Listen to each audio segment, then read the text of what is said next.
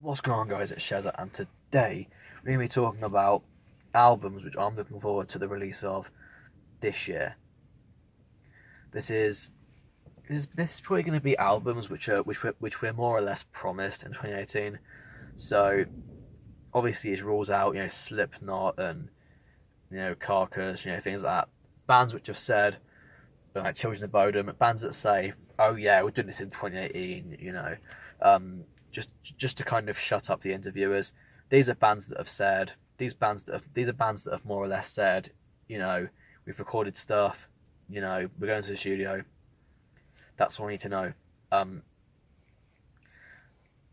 But even so, like, that doesn't stop me from saying, oh yeah, it would be nice if this band made an album. But all right, let's get into it.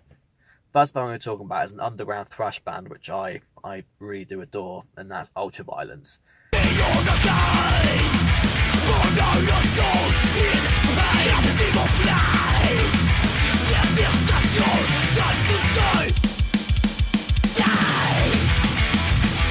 They're from Italy, and even though like you'd be under the impression with a name like Ultraviolence, they're just a Death Angel rip-off band, but they're not. They do their own thing, which is quite relative when we're talking thrash, because at the end of the day, all thrash bands are trying to get the same effect. But Ultraviolence, they really are a good band because all their albums are consistently good.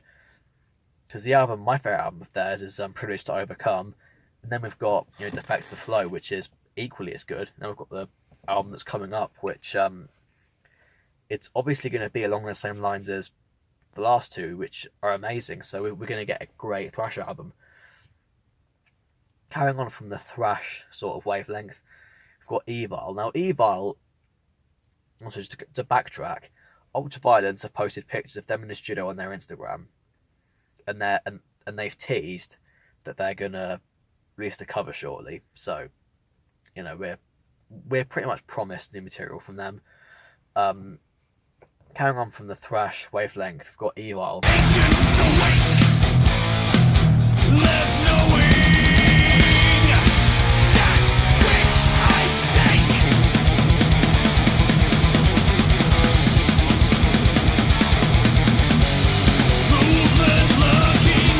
Very inactive on Instagram.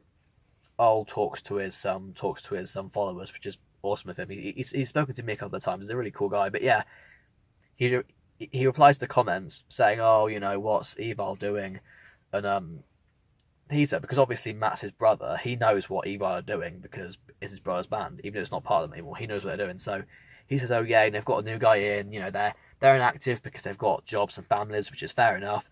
But yeah, Evil, they've started playing again. They play a bunch of festivals around the world, and on Facebook they write things like, "Oh yeah, thank you. This town we played in. Next time we see you, we'll have album number 5." And they keep saying 2018 for the new album, which I'm very excited for because I love Evil. They're one of my favorite bands, and as they've got the songwriting chops of Metallica, but just with a much more intense and more fresh delivery, which you can't go wrong there. But talking of thrash bands that actually innovate, another one of my favourites, Silosis.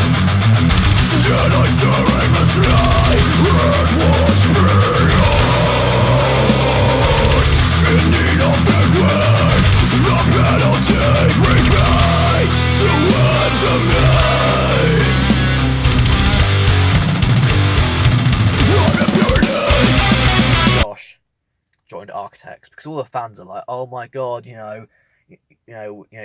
what's my G Josh doing? He should be in Silosis, but now he's gone to Architects. And there's going to be no more Silosis."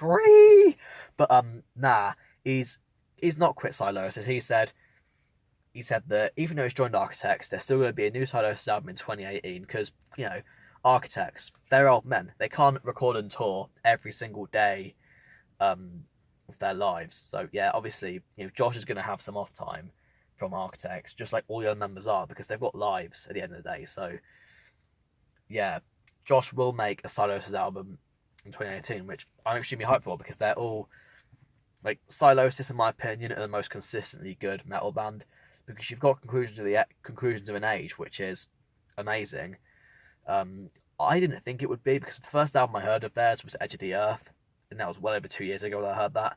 And I didn't really want to listen to Conclusion of an Age because I had a different singer, and normally when bands change members, the music's always different. And I thought, the songwriting on Edge of the Earth, that couldn't be changed. It's too perfect. Any other Sylosis writing style wouldn't go well with me. So, nah, Conclusions can fuck off.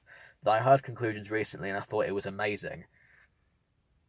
Because it was just a brilliant Sylosis album, and it was a lot more thrashy as well. So that was great.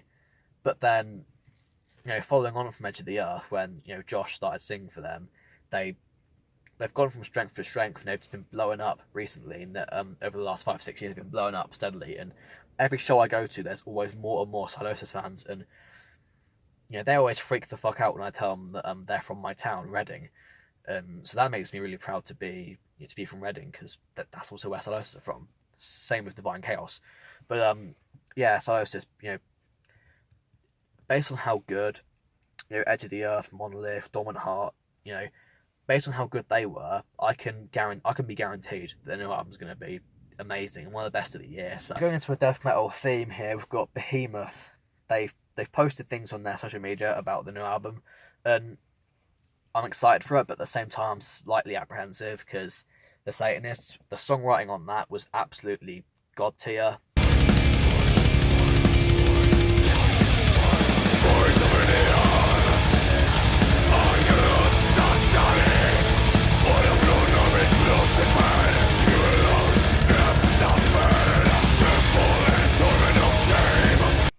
I don't think they're going to be able to.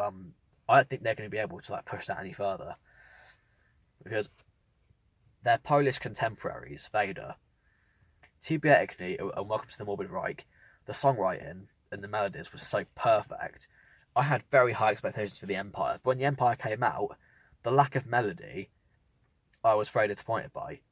Even though the groove and the aggression, the blast beats, that's all there, so it's a great Vader album, but the songwriting just disappointed me, because TBA Igni and Welcome to Morbid Reich were all so good, they just couldn't touch it. And I'm worried Behemoth to do the same thing.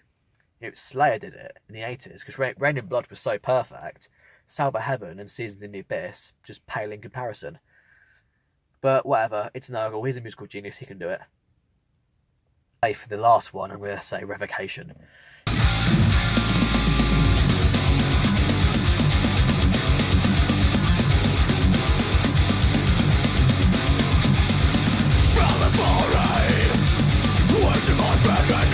Because as time goes on, they just get heavier.